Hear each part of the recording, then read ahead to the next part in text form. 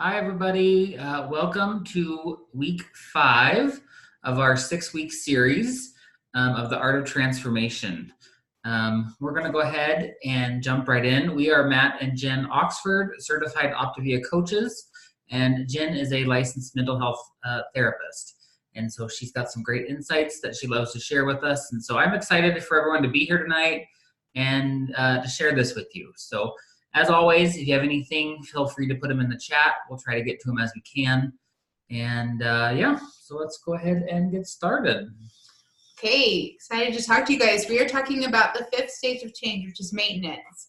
And I don't know about you, but that is always one of my goals. If I'm working really hard on change, I want to be able to maintain those changes.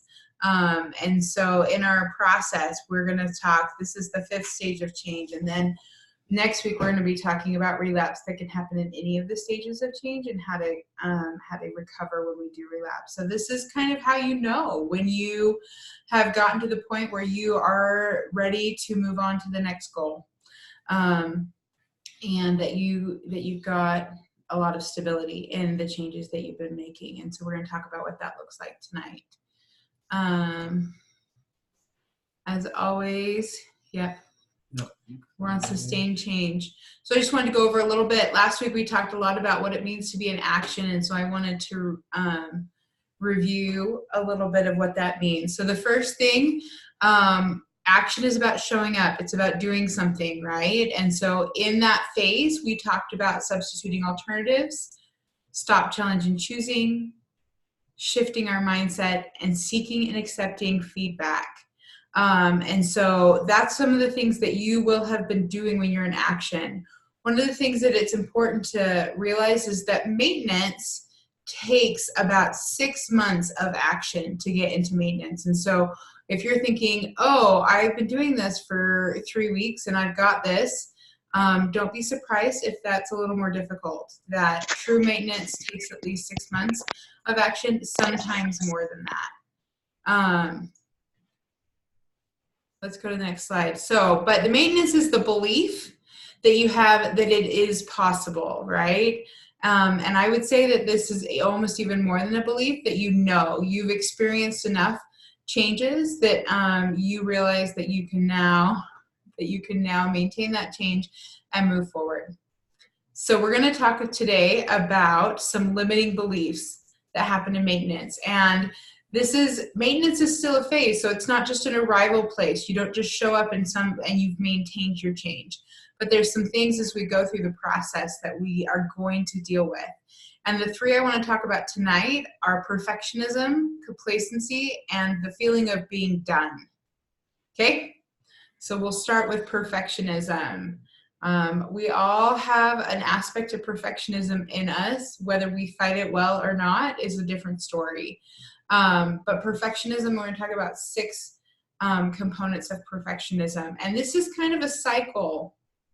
So understand that it starts with this unrealistic expectation of self, right? So this may mean that you believe that you will never fail, right? Or you believe that you can always do what you've always done. A lot of things like that happen. Expectations of self need to give us room to be human. So what happens when we have an expectation of self? We're going to get a bad result because you are not perfect, right? And that leads to self-blame for the bad results. It's my fault, right? And I'm all about accountability, but when you set an unrealistic expectation and then assign yourself blame, you're caught in a thinking error. The next thing that happens when you think it's your fault is you suddenly have less confidence and you become defensive and you push away from change, right? And we're going to talk about relapse more, but this is one of the things that you're going to see is that as we push away from change, because we can't be perfect, we want that to be a guarantee. So when it's not a guarantee, we have less confidence and become very defensive of the change or the lack of change. So when we're defensive and less confident, we procrastinate, reduce our productivity, and that leads to a crisis response of behavior due to shame, right? This is the classic, I'll tell you the story about it in a minute. This is classic though, right? We have a quick response. And then when the response isn't what we want because it's not perfect, we withdraw.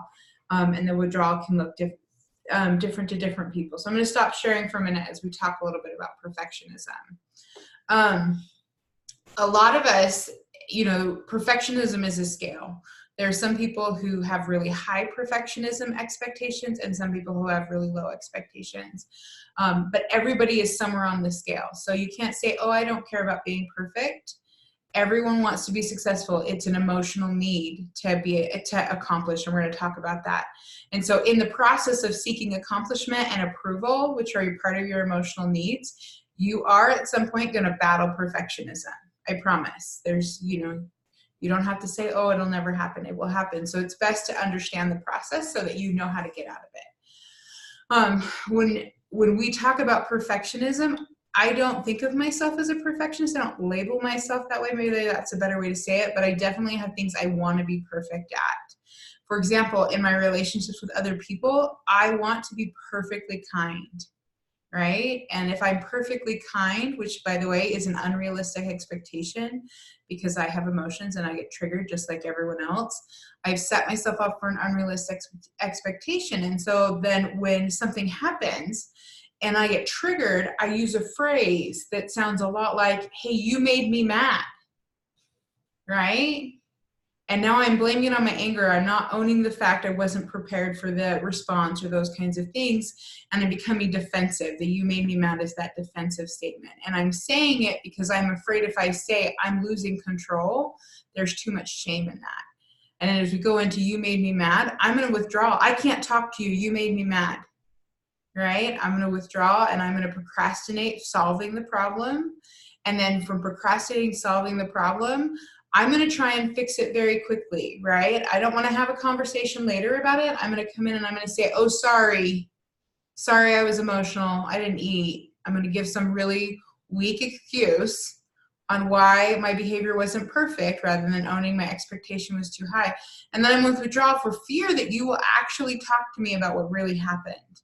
Right? And so that's a good relational explanation. But if we look at it in the behavior change model, right, of your behavior that you're changing. So we'll take one of the things that Matt and I are working on, which is expectations of physical health. Okay. And we'll talk about physical exercise. So with physical exercise, we are setting goals, right? And so if I was to say, I'm going to walk 3 miles, then I don't know whether I could do that. I know that before I started the program, I couldn't do it, but it would have been an unrealistic expectation. So I would have gotten up and maybe pushed myself, right? And one of two things could have happened. And we've talked about this in the process, right? I'm pushing myself further than I should. This is why it's in maintenance versus action, is because I'm saying instead I've accomplished one little thing so I can accomplish everything.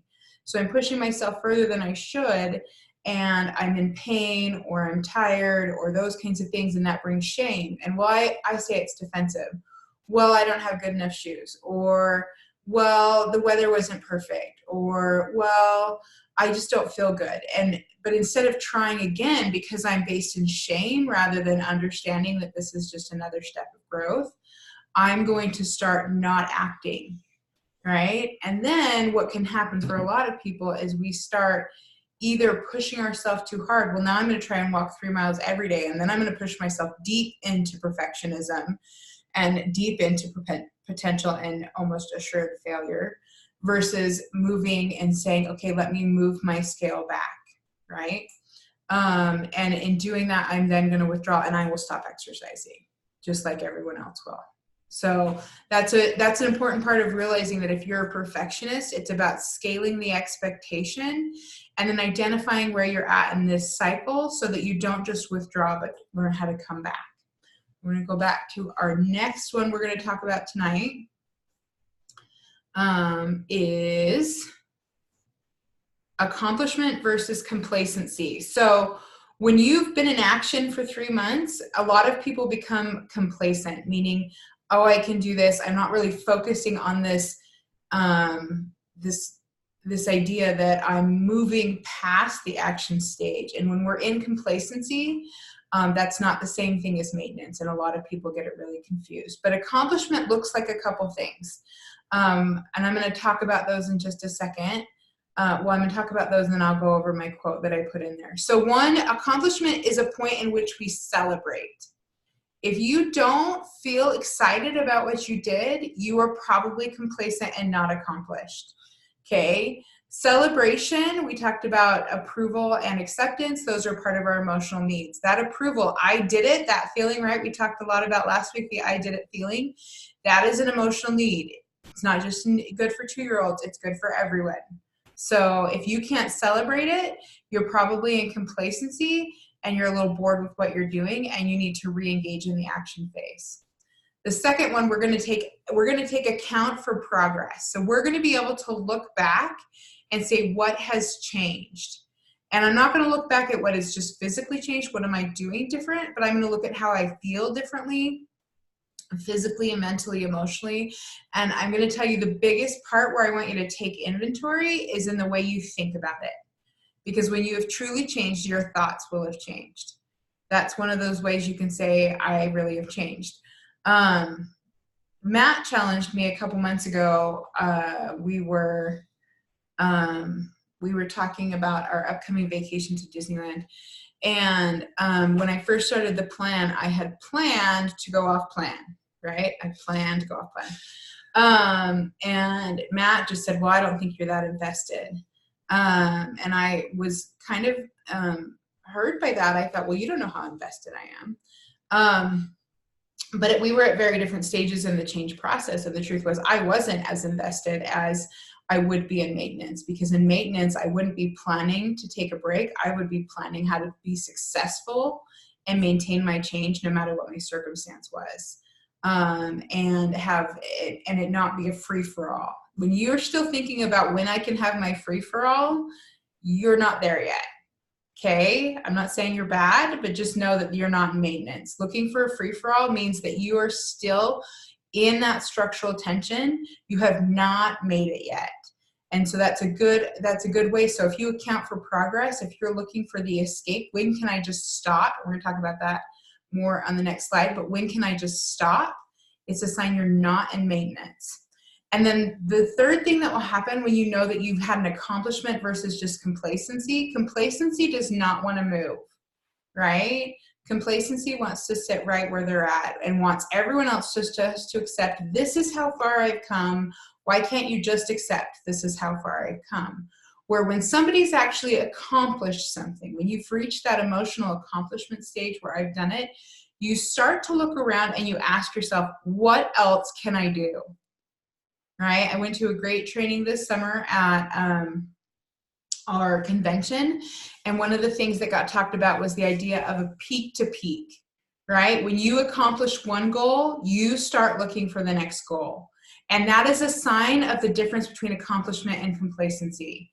So I love this quote. It reminds me a lot of my dad, but it says, great things are done when men and mountains meet. And I'll add women, right? This concept, it's by William Blake, but this concept is that when you meet and you struggle together, that's part of structural tension. And if you're accomplished, if you've truly accomplished your goal, you are going to be ready to set the next goal because you know how good it feels. And you want that feeling. You become addicted to this idea that I want the feeling of accomplishment. And so you will be automatically looking for your next goal. If you're like, oh, I'm so tired, I can't do anything else. It's not bad, but just know you're still in action. And you're pushing yourself really hard, and I'm really proud of you for pushing yourself hard, but we're not in maintenance yet. And we just need to own we're not there yet. Okay? All right. The third limiting belief that we're going to talk about tonight, go to the next slide, is the idea about being done. So a lot of people, when they accomplish a goal, and this kind of goes back a little bit to complacency, but it's also very different because a lot of people get to their goal and they want to be done, right? So I've gone on a hike multiple times in my life, and there is a point in which the hike is done, right? I'm done with the hike. I reward myself, and I don't plan on doing the hike again. I'm not going to turn around and do it all over again. That's not the plan. I'm just done, right? Same thing when I clean the toilet. I'm just done. I don't want to do it again. I do not have maintenance with cleaning toilets. Sorry. But that's the difference between done. So we're going to talk a little bit about what mastery looks like. And I put I put this image up I want to talk through real quick. So with this image, it's actually from the Habits of Health book, and it's talking about the sleep cycle. And since I've talked so much about the process of awakening, I want to talk now about the process of going to sleep. Because sometimes when we finish our goal, we go back to sleep and we stop making progress, okay? So in action, right, we're in the go position. We're high energy, we're alert and focused. And then we start to transition and we feel like, oh, this is calm, comfortable, takes less energy, right? And sometimes instead of re-engaging, we fall asleep. And now if you're actually just going to sleep, it's meant to be restorative. So if your break is restorative, you're okay. If your break is abandonment though, right? Like I feel about those hikes. I don't think I've ever done a hike twice. Then I've abandoned that. I've not mastered it. And so that's why I want to talk about that. And I put that image up there. One, to talk about other ways you can understand about the idea of calming down. But when you move into maintenance, the idea is that it is going to reduce your energy. You're going to be calm and mellow. You want to be in that transition and you want enough time to restore yourself, but then you got to get up the next morning. The goal is not to stay asleep and die. That's death. We're not going to do that, guys. Okay. And so there's 7 things that look at mastery. So you pull this down. You pull the slide up to the side. So I'm going to talk about mastery for just a second. Mastery is this concept that I got it, right? We talked a little bit about last week being a 2-year-old and tying your shoe and feeling like this is an awesome feeling. I no longer get that feeling when I tie my shoe, okay? I no longer want to yell, I'm done, and I did it, and everyone praised me, right? Same thing for those of you who have passed potty training. We don't want to do that. So that's going to feel very different. But maintenance is a good feeling because it looks like mastery and it's very capable. And I have found a lot of pleasure and joy in having mastered something. And we're going to go through the 7 steps. And then we'll put it back up. And the first one is that if you are in mastery of your goal, if you're like, I can do this, you remain calm and clear-headed and confident when the exceptional occurs, whether something really good and really successful happens or something really bad happens, right? So if you're like, oh my gosh, I'm working on my weight loss and I didn't lose weight for 2 weeks and you're freaking out, you're not there yet. And that's okay, but that's not the same thing. And so if you're like, oh, I'm going to be done and I'm going to be able to maintain this, the truth is you probably will not be able to maintain that change because you are now done out of disappointment and shame. This goes back to you perfectionists, rather than capable of moving forward. The second step for mastery is being comfortable and capable with your skills. I know exactly what it takes to do what I'm doing, right? I don't have to look it up in a book every day. I can do it. That's a very powerful thing. And it's one of the reasons we go into that calm, mellow, low energy place is because I'm calm and I'm capable. So when I tie my shoes, I don't get excited, but I also don't get stressed, right? I'm not like, oh my gosh, I have to tie my shoe. This is super stressful. Someone buy me a pair of Velcros, right? We have to be able to move forward. 3, this is a great one. There's a quote here that's Einstein said, if you can't explain it to a 6-year-old, you don't understand it yourself. And that goes with the number 3. When you have mastered something, you use simple and concise language and skills to explain the process. So you are not having to use all the jargon and terms. You're able to take it and conceptualize it and teach it to someone else, right? And so we've talked about, like you've probably heard, you know, there's a phrase in some learning that says, watch one, do one, teach one.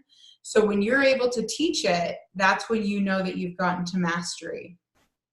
4th is that you are continuing to stay in personal development and expertise. You're still challenging yourself. That it is not this intense process, but it's rejuvenating to learn a little bit more. In all my years of therapy, I still love going and learning a little bit more so I can tweak my skills and improve them. That is a capable person. That is somebody who's mastered something. They want to know more. Somebody who's done doesn't want to know more. We're done. Okay. We want out and as fast as possible. And so that attitude, like I said, by evaluating your thoughts, you're going to be able to say, am I really done, or am I capable of continuing? And that is one of the things I love about, we talk a little bit about our program with Optavia is that it helps us focus on that capability. It encourages that personal development. So we're never done, but we are more capable. And this is why. So number 5, it then leads into the understanding of pros and cons, right? What am I choosing and why am I choosing it? Right? When I started on this process, right? When I go back to Daniel, I need everyone to show me what to do, and I need to practice it multiple times. But when I'm in maintenance, when I'm in mastery, then I don't need someone to show me. I can make the choice based on the results I want, and I can easily flow in and out of that choice. Versus, oh my gosh, if I stop right now, right? People ask, are you ever going to go back to eating this or eating that? If I stop before I'm in maintenance and doing that, then I will struggle with doing that. Okay, 2 more and then I'll put it back up on the screen. Well, you can put it back on the screen. So we'll go back to the capable versus done. But what happens too is that when you are in mastery, you're humble and open to continued growth. You want to hear other people's opinions and explain. And then you actively seek to apprentice others. And this is super important. You are in mastery when you want to explain it to somebody else.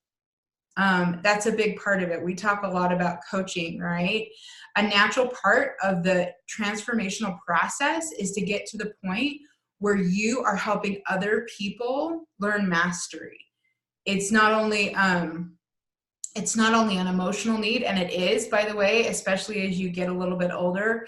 Part of your purpose in life is start to give back the knowledge you have, but it is a sign of mastery that we want to help other people. And so we're not going to go to the sleep state where we're just going to disengage from everything we've done. We're going to go to this, now my focus is on helping others. And that is how you can tell a person is capable versus they're done and they've walked away. You see this? Oh, so there was a question real quick. So the question is, can we be in multiple phases at once? And the answer is absolutely. And sometimes we can switch between multiple phases. So if we're looking at one behavior within the same day, sometimes within the same 2 minutes, I can switch between multiple things, especially if I'm in the action phase. Because when I'm in the action phase, I'm doing a lot of that stop, challenge, and choosing, right? I'm doing a lot of that confronting. And so that's a sign that you're probably mostly in the action phase. If you're starting to see sometimes I'm capable and sometimes I'm done, you're still in the action phase, and that's fine as long as you understand as the true mastery. As you continue, you'll get to done. The other thing we're going to talk about more next week is that the stages of change is not a linear process. At any point in the process, you can go into relapse and you can have to start, and you don't necessarily start back at pre-contemplation. Sometimes you jump back in at an earlier phase. Sometimes you jump back into where you were. It just depends. And because you're a human being and your brain works quickly, once it's solved a puzzle, right? This is why people don't like buy puzzles, but they only do it once. Once it's solved a puzzle, it doesn't want to solve it again. So if you've successfully gone through stages and then you start to relapse, and we'll talk about this more next week, but when you jump back in, it knows how to solve the puzzle. So the stage will take you less time. So by doing that, a lot of people are like, I want to be done. But the truth is that your brain knows how to solve that problem. So it'll get you to that step. And it might take a little bit of time, but overall, you're going to be able to get back to where you were and keep going.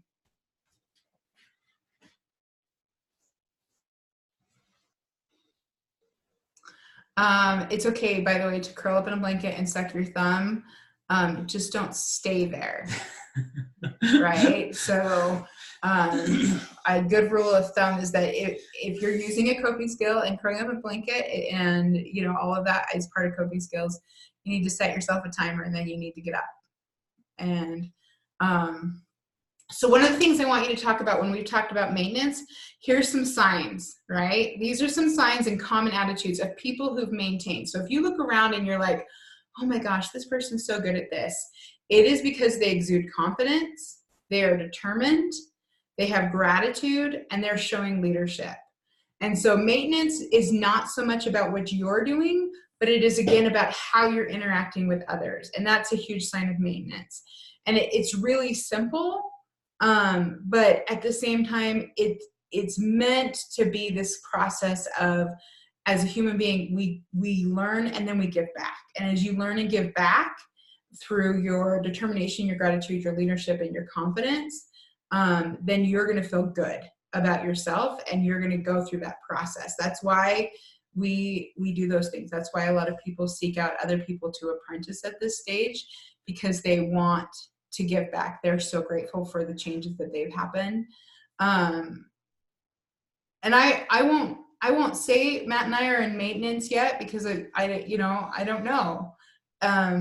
There are days where I feel really determined, confident, and have gratitude and leadership.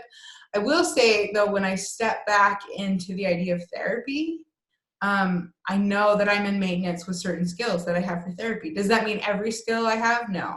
But because I've been doing it for a long time, way more than 6 months, and I have confidence in those skills, and I can look at, okay, which skill have I mastered? Then I can say in that mastery, I have confidence, determination, gratitude, and leadership. Would you say the same thing, with your career so far, Matt? Absolutely. My career-wise, when I decided to become a coach for our health program, I reached out to one of my mentors one day and said, I am so successful at my everyday job and the career that I've been doing my entire life. I just feel like I'm lacking confidence doing this still. And I was beating myself up for it. And she's like, Matthew, how long have you been doing your actual career, the one you've been focusing on all of your life? And I said, well, I've been practicing for 18 years and went to 5 years of college and was doing stuff before that. And she's like, okay, well, how long have you been on your health journey? Well, about at that point, it was about 4 months. And she's like, okay, think about that for just a minute, what you just said there. You spent 20 plus years doing something that you love and that you're good at, and you want to be perfect at doing this in 4 months. And I really thought, and that really actually kind of struck me. I hadn't looked at it that way, is I have that perfectionism thing that Jen was talking about here at the beginning of this, where I want to do it exactly my way at the beginning rather than actually learn the process and get through to being get to the confidence part of it and show some of the leadership and that kind of thing. So yeah, it's been big. So it reminds me of a story. I don't think I told you guys this story, but I've told it recently. So the story is about a potter. So somebody who creates pottery. And he was demonstrating his skill to some teenagers.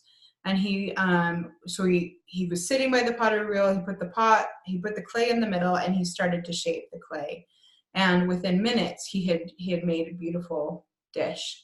And then he looked around and he said, so who wants to try? And they all raised their hands, right? Because it looked so easy. And they sat down, and the clay went flying. But he knew the little nuances, so he could do something so easy and effortlessly because he was in mastery and maintenance. And when we find that we are in mastery and maintenance, like with some of our skills, then we're going to find that it's really easy. But sometimes in the growth process, it's going to be messy. And please don't stop. Don't say, I want to jump from, well, you can say it, but it's not healthy to jump from preparation to mastery or from contemplation to mastery. This concept is that you earn mastery. People who've mastered something have this calm, mellow demeanor because they've already struggled. They're past the struggle. That's one of the signs that they're in mastery, is it's no longer a struggle. I promise you, if you have an honest conversation with my parents about my emotional regulation as a teenager, there would be, what's the right word? There's a lot of interesting stories. Let's just go with that. But I didn't have a lot of emotional regulation as a teenager. In fact, I would have said that was one of the weaker points in my life. But it's funny because now as an adult, and I sit with other people, and I teach emotional regulation. It is a completely different experience, and I find that it's hard to remember not having emotional regulation, but I promise you, I went through those. My poor roommates in college were probably most present during my action phase, where I was having a lot of trials and failures and a few successes, but a lot of trials and failures.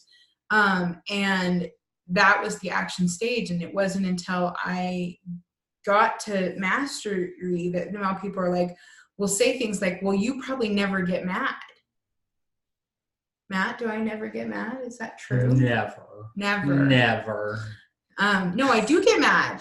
And now instead of dealing with that, I'm honing my skills by working on things like being gentle in the way I correct people, or in trying to have an easy manner when I approach people who are in their own crisis. And so there's other things that I'm working on. And so as we go through this, I want you to understand that mastery looks different, it acts different, it walks different, because it is different than the action phase. And I think tonight that's one of the things I want you to realize is that it's okay if you're not in mastery, but you will eventually get there as you practice those skills. And the more you practice and the more consistent you are, the easier time you'll have getting there. Okay, so we're going to talk about real quick, not real quick, but I wanted to talk about a little bit about what happens with maintenance, because some people will reach maintenance. This goes back to the question that was asked earlier, can you be in multiple phases?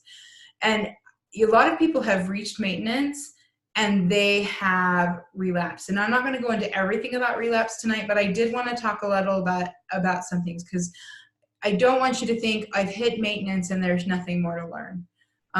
One of the biggest things that happens in maintenance actually is relapse, because we're not being comfortable, we're being done. And so I want to talk a little bit about what that looks like. So what brings relapse? So if you're in maintenance and you truly are, and you've mastered something, there are things that can bring relapse. Stress and crisis, apathy, loss of control in your environment or your emotional support, plateau in the benefits you're seeing of the behavior, major life events like getting married, having a baby, moving, changing jobs, all of those can bring relapse.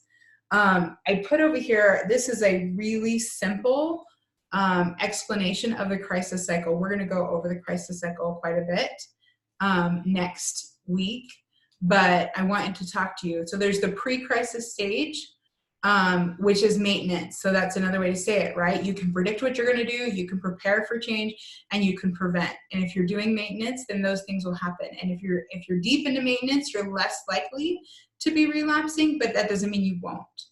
Okay? And then the crisis hits. And what happens is we have a response.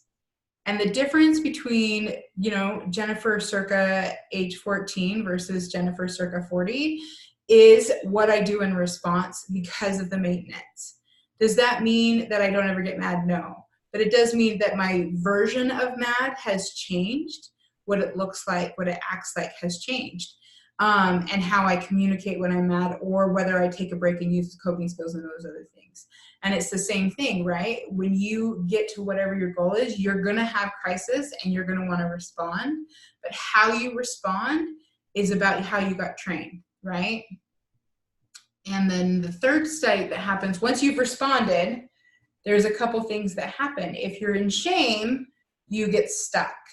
But if you're not in shame and you really were in maintenance and you can get past this and you're not a perfectionist, you're going to seek recovery. And recovery means we're rebuilding relationships, not only external relationships, but an internal relationship too, because we have some shame because we went from maintenance to relapse. There's a lot of shame that comes from that for people. So just understand that part of that is loving yourself and then returning to what is baseline. And baseline may, if you were deep into maintenance, it may look like maintenance again. Baseline may look like pre-contemplation. It just depends on what it really was like and how big of the stressor and crisis that was. But the good thing is that when you've solved a problem, remember, when your brain has solved a puzzle, it can do it again faster and easier. And so that's why we shouldn't be afraid of relapse. That's all I had for tonight. This is kind of a simple phase in kind of context and how much it is. Does anyone have any questions about some of the things that we talked about tonight? I'd be glad to answer. Sorry, do you have questions? He doesn't have questions. Oh. Okay. Oh, there's one. Oh, Curtly says, love all the content you went through and just wow. Yes, we love that all of you have joined us for the last 5 weeks. Next Tuesday will be the final week of this series. What is the topic? Relapse. Relapse. There you go. My memory just relapsed. It's late. So we will love to see all of you on next week. And if anyone has any questions, please reach out to us or even to your coach if you are doing our program. And if you're not and you are watching this anyways, please find one. This program can change your lives. It has changed ours dramatically. We have a long ways to still go to reach some of our goals, both health-wise, mentally, and physically, but are loving the process. So we will see you all next week, same channel, same time, and we've got a couple people saying they're sorry to see this end. We are planning to do something next. We just don't know what that is yet, so stay tuned. Find our YouTube channel, subscribe to this, and when we do future presentations, it'll be on the same Zoom channel room as you're on tonight. So we thank everybody, and we will see you all next week. Good night.